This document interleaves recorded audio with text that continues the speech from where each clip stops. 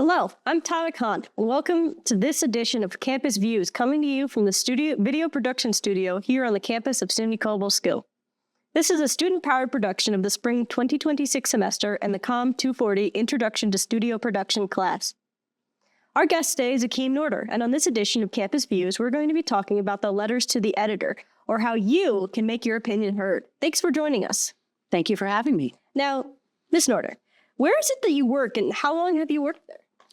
I am at the Times-Union, the newspaper in Albany, and I have been the senior editor for opinion there since the beginning of 2023. Oh. What does your job entail? Well, the opinion section is kind of an odd duck at newspapers. Most of the reporters and editors are working hard every day to keep their opinions out of their news stories. But there's a tradition in American journalism that there's a separate set of journalists, the editorial board, and they will write an editorial and present it to the community to spark debate. It sounds like your job is very connected to the community. How do you give feedback from them? Well, a number of people decide to send us anonymous emails calling us morons, which is fine, if immature. A much more effective and meaningful way to engage is for people to write a letter to the editor. How can anyone write these letters? Absolutely. And we love it when they do. Nobody knows their communities better than the people who live in them. And by community, I mean, it could be the community, the town you live in. It could mean the campus community of students, or it could mean a group of people who share a profession or an interest, like college athletics or farming. What information should a letter contain? What information should a letter contain?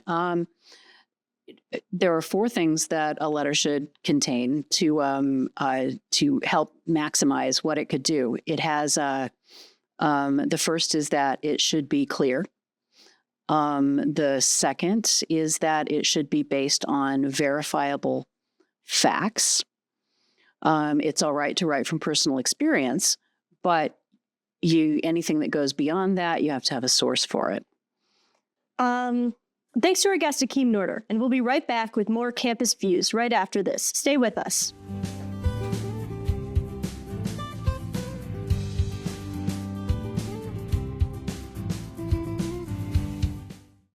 I don't think that many kids in my son's school even do it. He makes fun of his friend who vapes. He would never try it. She's into soccer. She's on the honor roll. She's just not the type. No way. No way. No way. No way, my kid would never vape. Get your head out of the cloud. Today, nearly 8,000 kids will start vaping. Maybe even yours. Learn about the dangers at talkaboutvaping.org. The communication programs here at SUNY Cobleskill are helping to prepare the next generation of media professionals. You can help us do that by supporting the SUNY Cobleskill College Foundation. Your tax-deductible contributions help students gain real-world, hands-on experience in media content creation and journalism, just like what we're bringing you right now here on Campus Views. Hello, I'm Tavik Hahn, and welcome back to this edition of Campus Views from the video production studio here on the campus of SUNY Cobleskill.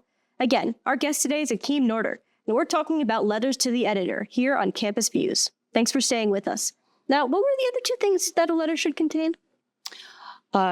When you're writing a letter to the editor, another thing that most letters should contain is a call to action, something that it outlines what outcome you'd like to see. That could be something like saying, if you live off campus, you should be sure to shovel your walk after a snowstorm. Or it could be saying everyone should write to their assembly member to support particular legislation. And the final thing is some kind of statement of what's at stake. Why should people care about this issue? And that can be as direct as saying, if you don't shovel your walk, it might be the reason why a lady with the stroller has to take it out into the street. Or this legislation, if it's passed, will make sure the community food bank gets the aid it needs. All right. What do you do after getting a letter? So we get a lot more letters than we can print.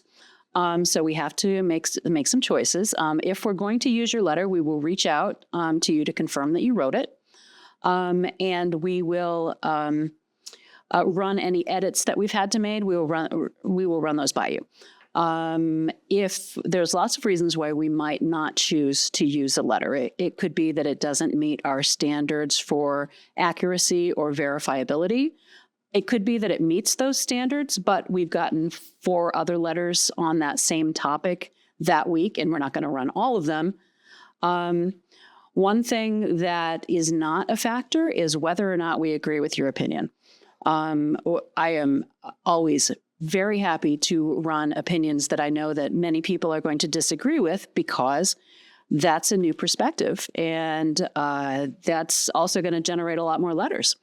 And the goal is to have a public conversation that brings in a diversity of voices, a diversity of opinions on a diversity of topics. All right. And is there anything really quick that you'd like to say to people looking to send letters in?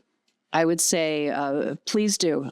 We need, in order for democracy to work and for our communities to get better, we need to have a reasoned and respectful debate about the issues that really matter to us. Well, thank you. That's about wraps up this edition of Campus Views. I'm your host, Tavik Hahn, and thank you to our guest, Akum Norder, for taking the time out to chat today. Thank you. For more information about the 2- and 4-year communications program here at SUNY Cobleskill, including our new agricultural communications program, visit cobleskill.edu today. You can also find us on YouTube, Facebook, and Instagram. Just search for SUNY Cobleskill on any of those platforms. Once again, I'm Tavik Hahn. Thanks for watching this edition of Campus Views from the communication programs here at SUNY Cobleskill.